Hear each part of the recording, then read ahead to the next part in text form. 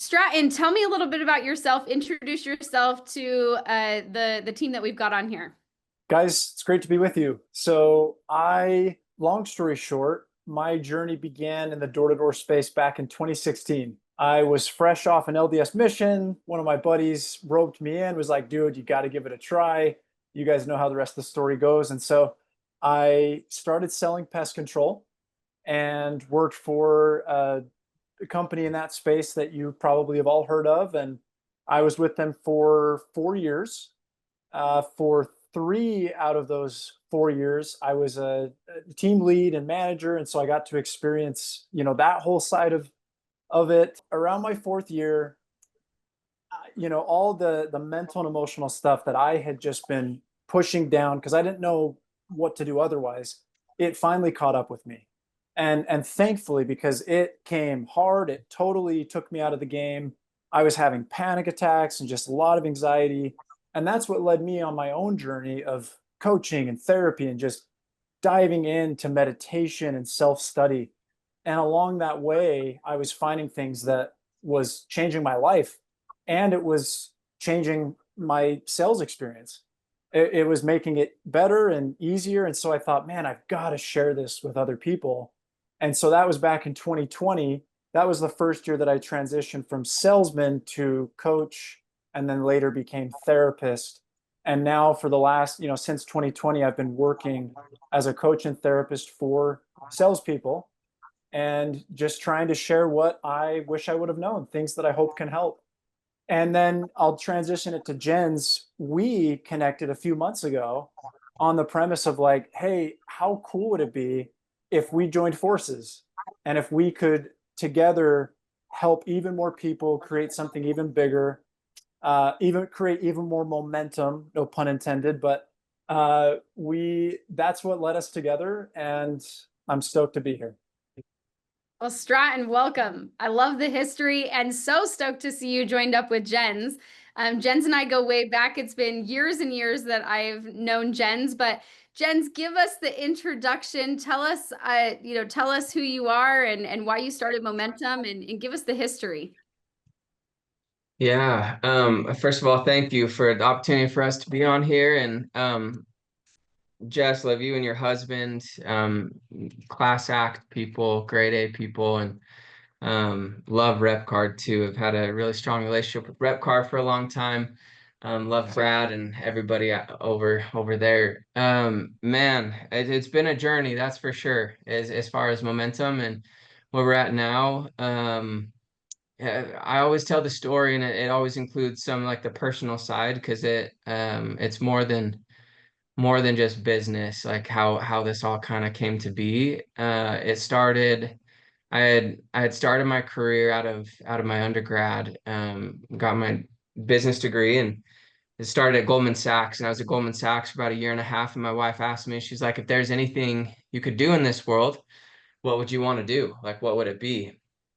And I thought about it for a second. I was like, man, if I could really choose, unrealistically, I'd love to play in the NFL, but that's not going to happen.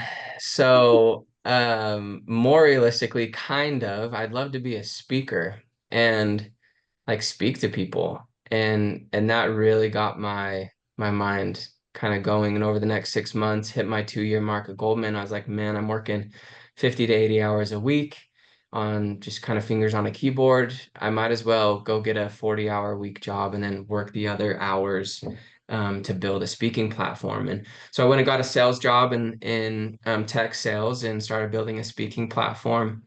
Started speaking to student athletes and started to build it, speaking to high schools all across the state, and kind of came to terms. I hit rock bottom, honestly. Things got super, super heavy, and just realized like I need help, and hit rock bottom. And it put me down a path of addiction recovery and trauma recovery and personal and marriage and group counseling, and coming clean about an addiction that you didn't lie to your spouse about for 2.5 years for the majority of our marriage at that time.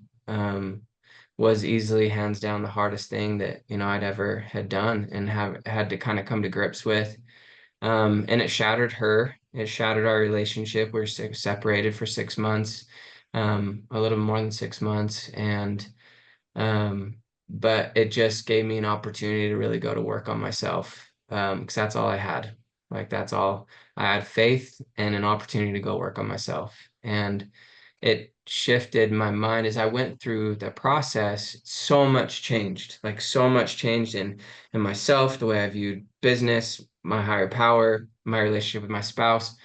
Um, and it just made me realize there's so many skills out there on a mental and emotional level that are so underutilized and underestimated, that if I could, like, the things that I've learned that have changed my life, I could bring those to a professional world, how much better could like sales reps be, and not only at their job and making more and all that, but also they're better husbands and wives and fathers and mothers. And so that really, again, that kind of got me on a path of not just speaking. And once I kind of put my life back together and my wife and I got to back together and everything, I was pretty determined to take the more mental and emotional skill training into the corporate world. But I started with athletes again. So I started working with student athletes, had the opportunity to go to the University of Tennessee, work with athletes out there. And while I was working with athletes, got my master's in business.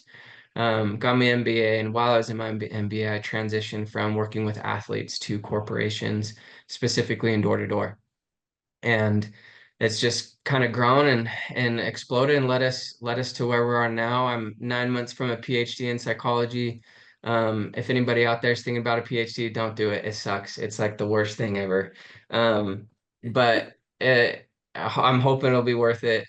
Um, but yeah, we're here now. We contract with organizations and individuals, and have supported thousands and thousands of reps, help support dozens of Golden Door winners. We have our men's psychology side too now, that's built out.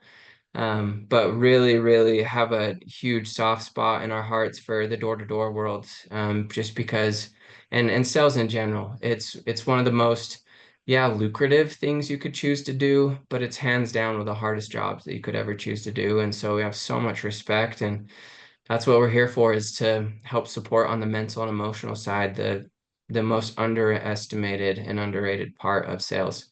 But that's been the journey. That's where we are now, and it's so cool to have Stratton and to have a partner. We were just talking maybe a week ago, and I was like, and we were just talking back and forth. I'm like, bro, this is so amazing to have somebody to bounce ideas off of and thoughts, that it's just not like an echo chamber anymore. And so it's been really cool, and we're ready to go to the moon. That's super exciting when you feel like, I don't really believe in coincidences. And I think that some strings were pulled for you guys to be able to connect and bring this together.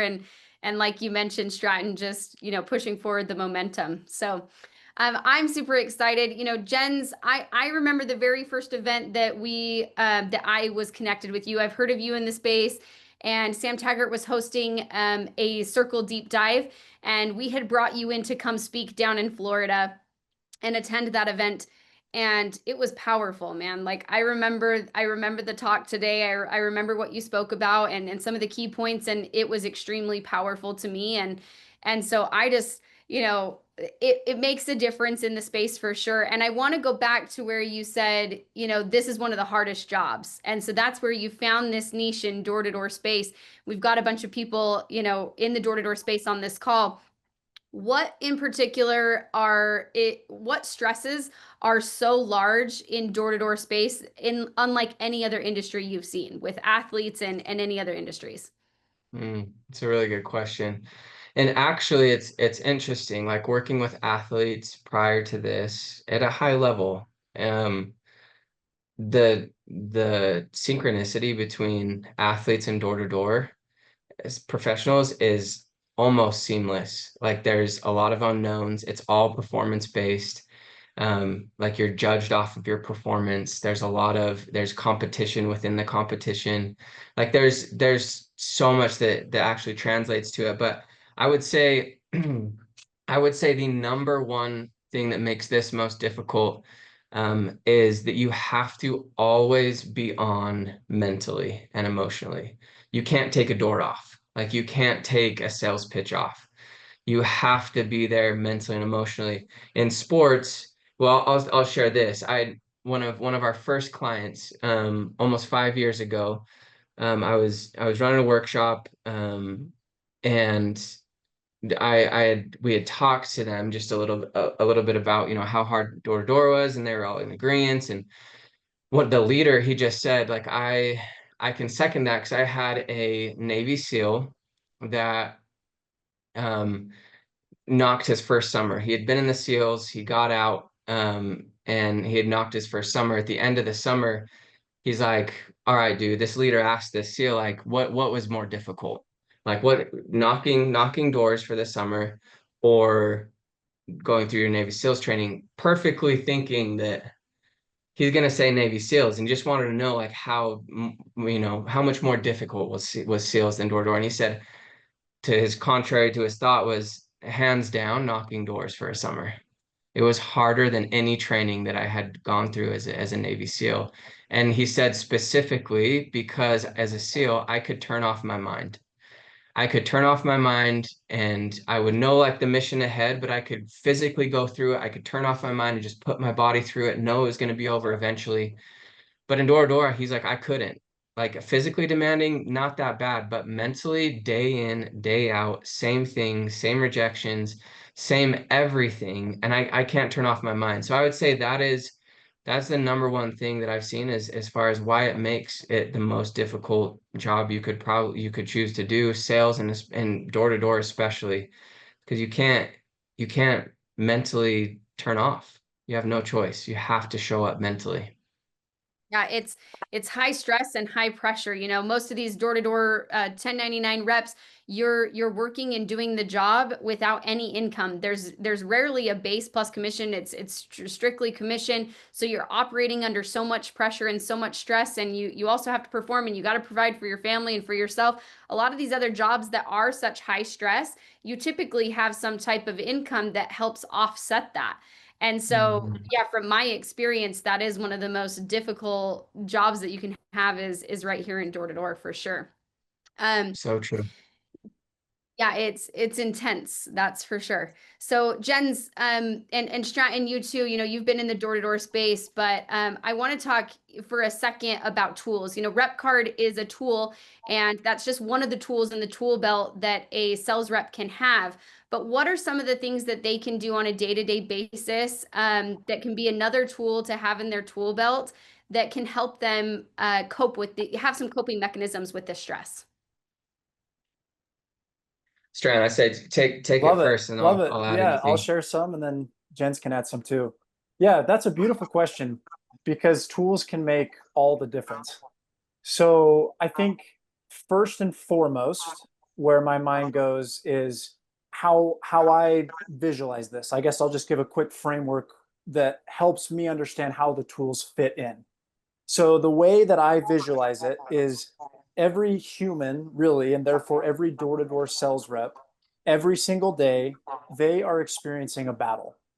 And there's a battle between their lower, we could call that their lower self, their survival self, their ego, natural man. So there's this lower part of our being. And then there's our higher self. We could call that, again, higher self, our spirit, our true self. There's lots of words for that.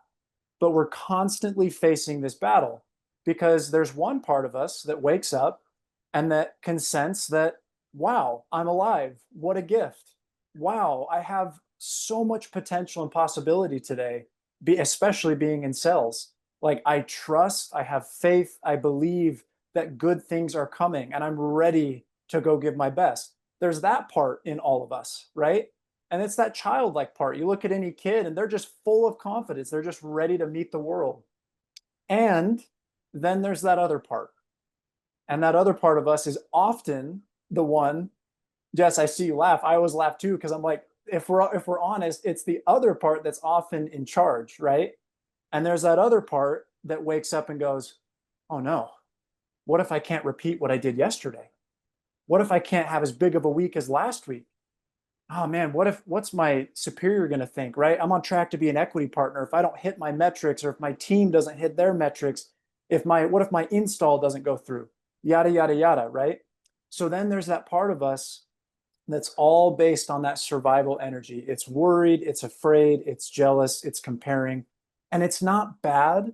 It's not wrong. It's not like if you have that part of you, welcome to Earth. You're a human. You didn't do anything wrong, right? It's not your fault. That part of us is actually just based on our past programming and conditioning. So there's nothing we could have done different to not have it. So it's not our fault, and yet it is our responsibility. Because if we don't take it seriously, that lower part of us will run our life, and it will run our experience of cells. Now, the alternative is for us to connect to that higher place, or maybe it's a deeper place. I don't know. I like to call it our center, but to connect to that place in us where we can observe all that reactive, fear-based energy and yet not let it be in charge. We can learn how to acknowledge it, but let it go instead of letting it control us. And the more we connect to that place, the common denominators in myself and all the people I work with is they experience a greater sense of peace, greater sense of happiness and gratitude, regardless of whether results are exactly how they want or not. So it helps them show up in a state that is conducive to persevering, to giving their best, etc. So within this framework, right, the battle between your lower self and your center or your higher self, tools can be useful because when you wake up by default, your lower self is going to try to grab the steering wheel. And so that's where tools come in, is you as your higher self are saying, I acknowledge this lower part of me is going to do its thing, but I've got some things that are going to help me stay above the noise. One thing, does that make sense? Makes total sense. So I far? just am resonating with this so well. Okay. It's like when we talk about all of our emotions, we're all going to feel them, and Yes. they can have different weights on us, but it's just us acknowledging that emotion and then letting it pass. It's how we react to it, feeling it in Amen. the moment, and then learning how to get past that feeling and not just living there, for sure. Amen. And the way you even language that is so powerful, because when we see that it's just an emotion instead of us, it's just something we can literally watch and let it pass through. It's not me, it's just an emotion. It's not me, it's just a thought, right? I'm not choosing it, it's just passing through. If I showed you guys some of the thoughts I see pass through my head, you would all freak out. But then you'd also realize that the same ones pass through yours too. So we'd be chill. But Yeah. the point is, it can get a little crazy. So the less we identify with that stuff, the more, like you said, we can let it pass by. So one tool that I'd love to share is, and it's so simple, it's called a brain dump. And all a brain dump is, it's like basically self-explanatory. It's best in the morning, close to when you wake up. You get a piece of paper, you get a pen, or you get your phone notes or whatever. You set a timer for 5 minutes. And for 5 minutes, you write every single thought and feeling that's inside you. You put it all on that paper. You just dump it out. And the only key is to do it with no judgment, to do it with no filtering. You're just like a scientist. You're curious about what's in here, and you put it all on that paper. And when you dump all that out, it does two things. Number one is it gives you some relief of like, oh, okay, I got that out. I expressed some of that energy. But number two, the more subtle and powerful thing it does is it's helping you do what you just said, Jess, which is get some space from it. It's helping you realize these are just thoughts and emotions. Now I know that this is what I'm dealing with today. And now that I can see it and I'm observing it, what would I like to do now? And it helps you greet the day or greet whatever tasks ahead with a lot more intentionality and a lot more clarity. So that's one that I'll give. There's other things, there's other ideas too. I'll kick it over to Jen's though, and then I can share another after. That's right. This is excellent. Yeah, I think something you'll notice is a lot of times when in the door-to-door space specifically, when people are asked this, like, what's the secret? What's a tool? What is it that you do to get yourself right? A lot of people talk about like a morning routine.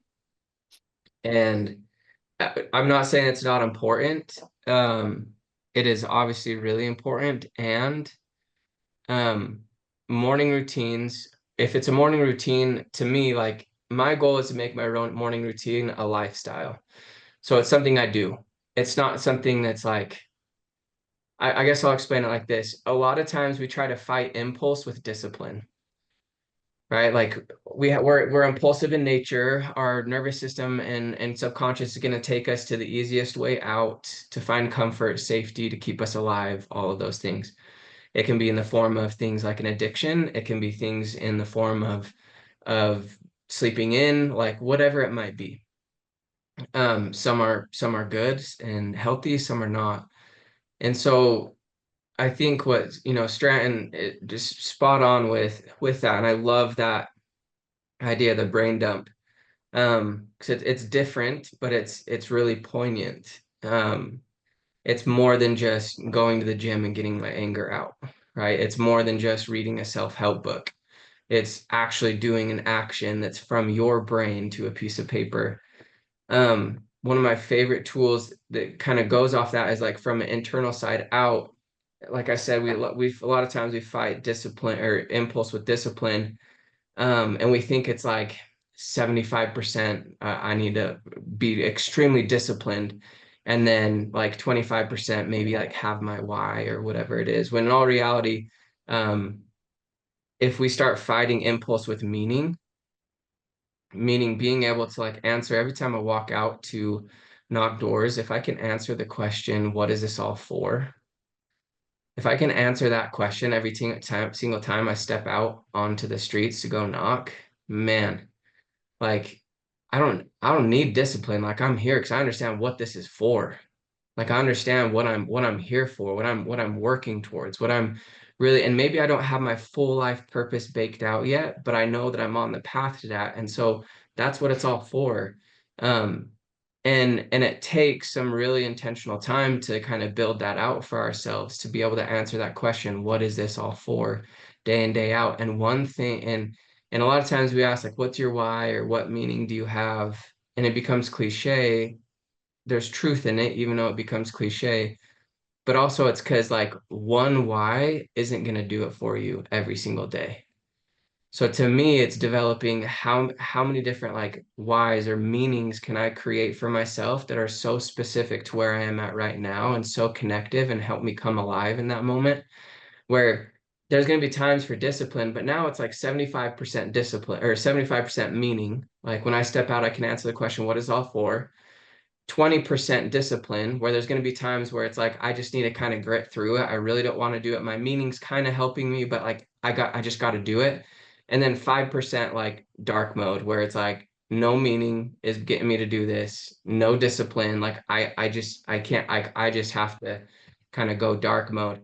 Which self-help, like a lot of people are like trying to teach, like you got to be dark mode like 80% of the time, just go grind, like whatever it is. But that's, I think, one of the biggest tools that I've seen is so helpful, that it's if I can answer the question, I walk out of the door every single day, what is this all for, and have it impact me, I'm in a really good spot. I don't have to fight impulse with discipline. I can fight it with meaning, and now I'm moving places. Yeah, no, that's excellent for sure. Brain dump, and then going right along with that, knowing your why, and even more than that. But what do you tell yourself every day you're going out? I love that. Something that I wanted to touch on. Oh, Stratton, did you want to add any other tools that these guys can use as coping mechanisms? Oh, I think you're on mute. Let me. Thank you. There you go. I have a little toddler that's going down for nap time, so I'm just sparing everyone the screams and thinking we're abusing a little kid over here. If you have kids, you get it. I'll trade them spots somehow. Right, yeah. Yeah, sometimes like, well, can you just trade? Like, I'll take the nap. Right, seriously. Like, dude, that sounds nice. I don't understand why he fights it so much. I'm like, please, I'll take one. Anyway, so one other idea, kind of going back to that framework I shared, right, is how I view it, because this is what helped me, was that all of my suffering, my struggling, and all that was due to being identified with my mind, with my thoughts and my emotions.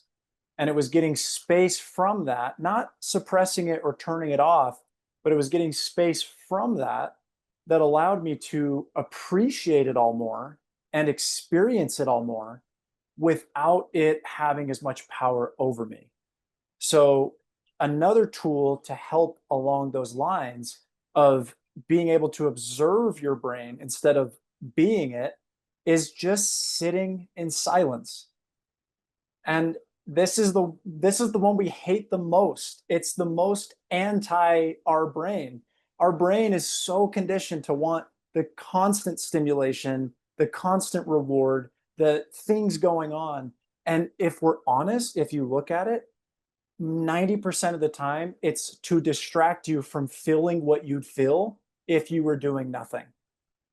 The issue with that is feeling what you're feeling is the way out. And you pointed to that earlier, Jess.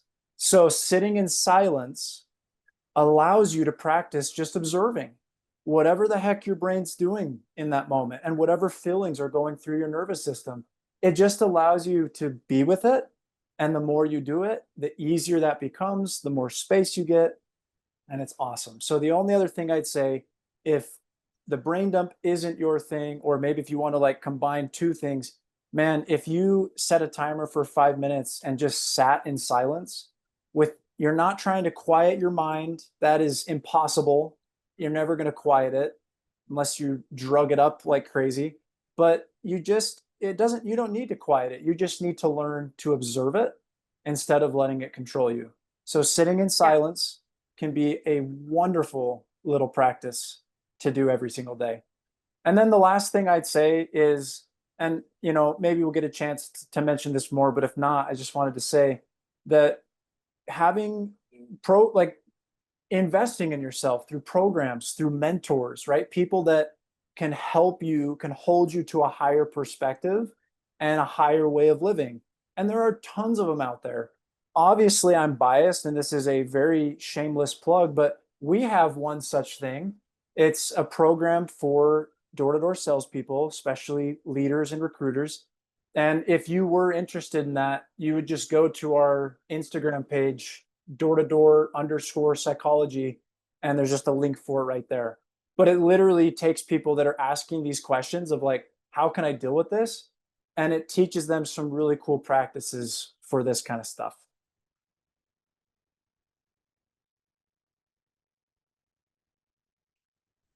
Uh-oh, did we lose Dude, I Jess? think she's frozen. This is our webinar now.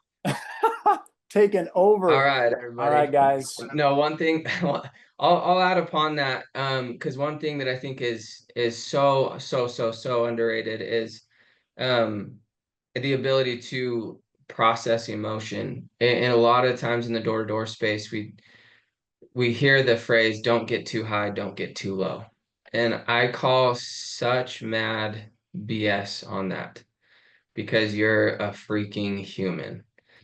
There's some truth to it, and like, yes, like, okay, we don't want to go like so high and so low, but you're gonna feel the ups and downs, and what it is being able to feel the excitement, and then also when it cancels, feel the suck, but then let it pass. Like, we don't dwell in it. That's like the key. Allow yourself to feel the emotion, because if our emotions are like this and we don't want to ride it, like if they're like this, like, okay, maybe we need to like bring it down to here. But if we're going from here to a flat line on an EKG, like, you dead. Nobody wants to buy from a numb person. Nobody wants to be in a relationship with somebody that's burned out all the time. So if you're flatlined, like, we're in a really tough place. But a lot of times door-to-door professionals feel like they're choosing between being burned out or numb. Because burnout is irregularity of emotion, is like that extremely high, extremely low, and numbness is flattening of all emotion. And so we don't have to choose between that. There's feeling the emotions, and if we feel them thoroughly, and as we go through, we won't hit the spikes and hit the lows and all that, and we won't be numb. But we can show up ourselves and feel the emotions as they come. Looks like Jess is back, so everybody's saved. Sorry, guys, my internet crapped out on me for a second, but yeah, Okay. that was excellent. The other thing that I wanted to add to this was just that, we have to distinguish the difference between our performance identity versus like an intrinsic identity. That's not necessarily who we are. Because we had a bad sales day or a bad sales week or a bad sales month doesn't mean, or our performance is dipping in some way, shape, or form. That's that's not something that's not who I am. That's not intrinsically like who I am internally. So Stratton Wow. wants to say something on that. Stratton, let's hear it. I couldn't help but just like, amen. Yes, I'm so glad you mentioned that. That deserves to be mentioned. Yeah, it's something that I see so frequently. It's like this isn't who you are. You know, you a part of you is that you are a sales rep, yes, and you do perform, but your low performance or high performance is not who you are in the center and internally. So that's just something that I wanted to bring up as well. Jess, can I throw one thing out there on that? Yes, So I please. think it's really important because I would say that's a top three thing that door-to-door reps struggle with. And it's so important to find your identity beyond that. And logically, a lot of reps know that, but it's a lot harder to logically know it versus to internalize it. And if we're logically knowing it, it's just a logical battle in our head, like a civil war going back and forth of like, I'm more than my performance, but I'm more than my performance, but instead of like allowing it get down to like our hearts and internalize. And so what I invite people to do is choose one characteristic that you know that you have that has nothing to do with doors, sales, anything. It might be like you're a kind person or you're empathetic, you're loving, you're caring, whatever it is. Like choose one characteristic and hold that like in for like to your heart, regardless of what happens, performance or whatever, is this happened and I am kind or I am loving. And so it reaffirms that identity. And so you're actually taking a little more proactive approach by choosing one characteristic that you know hands down you have inside of you and being able to live and abide by that and then switch it up after a week or a couple days or whatever it is. So but you have an identity to return to because it's like, well, I'm not my performance, but like, what am I? Well, I'm not my performance and I am this. And that's what I stick to. I love that so much. Those I am statements or affirmations that you've got. And you guys, I want to take a step back for a second because it seems silly. You feel silly doing it. Like, you know, we all hear people like writing up affirmations or I am statements or like a motto that they say every morning and writing it on your mirror. And you feel silly doing it. We've got to let go. We've got to let go of like, you know, what it feels like to do these types of things. We have to take action. Sam Taggart, you know, I worked closely with him. Everyone knows that and has probably knows me from that realm. And something that I learned a lot from him was that exact thing of just like, you know, we called them motivated idiots. For lack of better term, motivated idiots were those that read the books, that learned the things, that showed up to the boot camps, that went to the events. They filled their heads with all this stuff, but took no action. And there has to be an action portion of that, or you're just a motivated idiot. You got motivated and that's great, or you learned something, but you did nothing with it. And that's the action piece that comes into play, Jens, where you're saying, you know, you can learn and understanding that and acknowledging it is one thing, but doing something about it is a totally separate thing that we have to take action on. So I Yeah. love that we're giving you these tactical actionable items that you can take back and utilize in your life. And along with that, get over the fact that it feels weird, you know, get over the fact that yes, you're you're doing the woo-woo things and you're writing up affirmations and, you know, do them because they work. And that's what I've seen over time. You know, you and Stratton, of all people, have seen it across the board help and affect so many lives. So I want to talk about that for a second, the impact that you guys have made on not just an individual in particular, but across the industry, what it's doing and shedding light on how people can get help and that they're not alone. Mm. Yeah, Jess, is a really good question. And to kind of follow, like, close the loop on everything you said, Tony Robbins says you can go out to a garden and yell at the garden, there are no weeds, there are no weeds, there are no weeds. And then you're going to be mightily disappointed when you come back in 2 weeks to find A week. weeds, right? Like it takes action. And so I think that kind of dovetails into this when first starting momentum, and Stratton, I'm sure that you've experienced this too, first starting momentum 4 years ago or so, um, and coming into the door-to-door space, like the first, like thinking about bringing woo-woo mental health, focus on your emotion, in some cultures, not all, but in some cultures where it's bro, like this is a quote, so you can't get mad at me, but don't be a bitch. That's kind of like the culture. Yeah. And now we're bringing in like, well, let's listen to your emotions and how does that make you feel? And like and I had a lot of people like, dude, that's not gonna work. Some were like, this is amazing, this is what we need. And really my favorite thing is those that come in with, and those on the call, maybe you've experienced this for yourself or for your company or people that that are like, I'm good. I don't need anybody. I can go do this. Like all I need is a Monster and a Red Bull and I can go crush anything all day long, no matter what. And it's those people when you put in a room and you take them through some processes that they are the first one that are just like bawling, like feeling the emotion. And so to where there was, a lot of times we feel in the door-to-door space in the culture, like there's this big barrier of, I don't have emotion, don't need emotion. Like I got my Lambo and I can go and crush the doors and all that, and I'm good and look at me and all that. That's the kind of culture that needs this the most. And not that having a Lambo and all that is bad. It's just a lot of times that we're using that to cover up something that's Yeah. underneath, right? It's It's a a mask, cover. Yeah, it's a a mask and a facade. cover for sure Yeah. in a And lot so of. I'd say like while the impact that we've been able to make, yes, I would say like we are really, really, really good at what we do.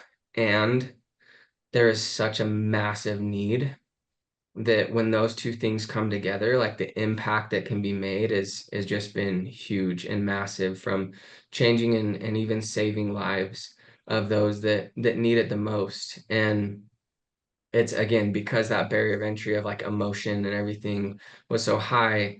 There's so much on the other side of that barrier once we're able to break through, where there's such a need. And it's been so cool to see those that had that barrier, tear down that barrier and dive into it and see them just completely change. Their performance go up, yes, but their fulfillment, happiness, relationship, all of that exponentially increase as well. Yeah.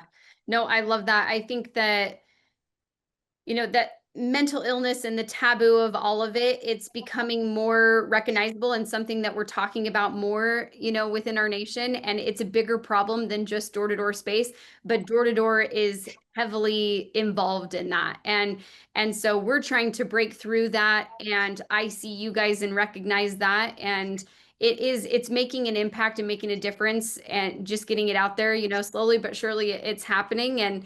And we all just we talked about like distractions and finding a quiet time. I just recognize that no matter where you are in any position, in any company, in any industry, even your personal lives, it's just loud. We've got social Yes. media in our face, we've got other media and news sources, and we've got work and we've got kids and we've got family and sports and expectations, and just it's loud. It's loud. And so for us to take the time to get quiet and to really focus on what's important and prioritize the things that are going to help us succeed in life, we have to be able to break through that taboo of mental illness and do the things that are going to help us push through for sure. Mhm. Stratton, did you want to add something to that? Yeah, sure. I'd love to. I think the common one, the first question we always get in terms of impact is like, well, will focusing on this stuff help me sell better? And Mhm. I think Jens and I separately and then now together, our approach has always been work with us and then you tell me. Right? Because and every single time what happens is the person comes back going, wow, like I didn't know that I could have my cake and eat it too. I didn't know that I could care for the mental, emotional, spiritual, and that would actually help me do better. And now I feel better doing it.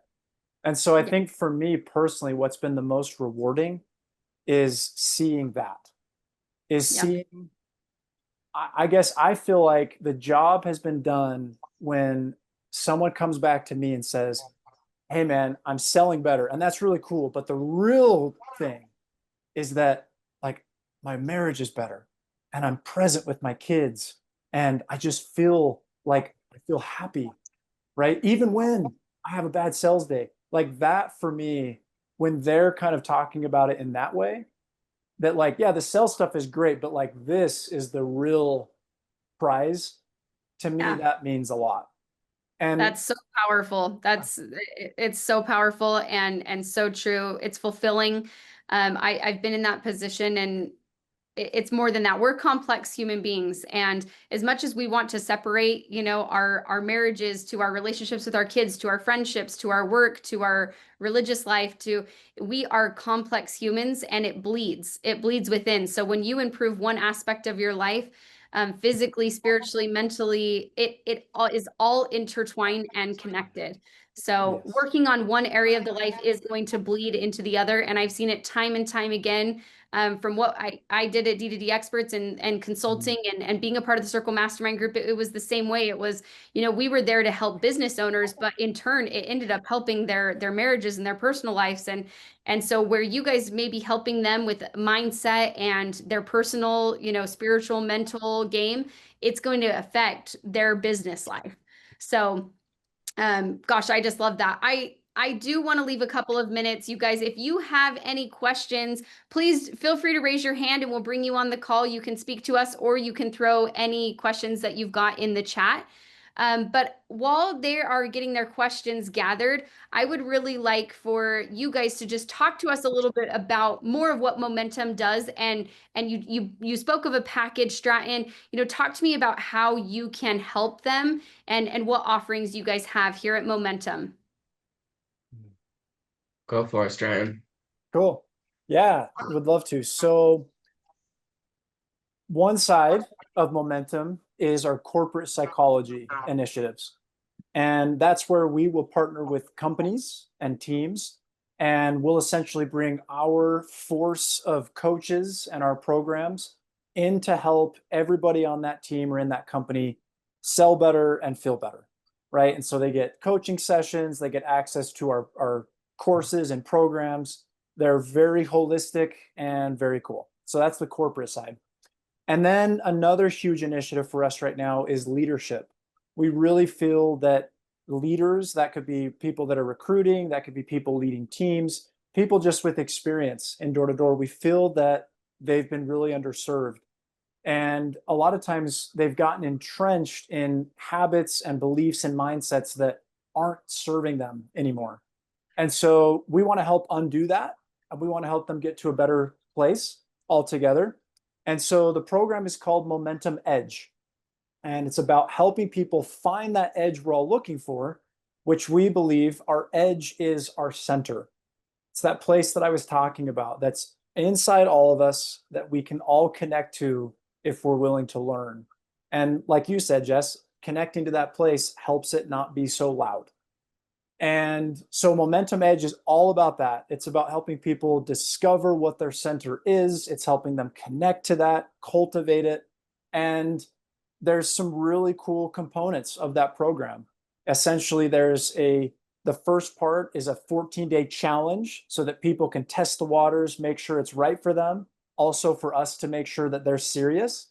The next part is a year-round masterclass and coaching program. People can be there for as much of that as they'd like. And then the final cherry on top is that for the people that complete the 14-day challenge and then they're in that year-round program, they get to attend our annual celebration event that happens every year at the end of January. It's a huge, keynote speakers, giveaways, that kind of thing. But it's just a celebration of all these people that have connected to their center and are now committed to engage in door to door, in sales, and in life differently. That's So, incredible. yeah, we're stoked. And if anyone's interested, I'll just put that last thing, I'll just put in the chat again. I'll put the website and then also our Instagram, and either of those places will give you more info if people wanted to know more. Perfect. Yeah. So if you want more info, go to the chat. You can pull open their website, book a call with them, get to know them. I would love for you guys to take advantage of this. And, tell me a little bit more about, now I'm intrigued. I want to know about the celebration you guys are doing in January. It is going to be the end of January. Where do you guys do that at, Jens? It'll be in the Salt Lake area.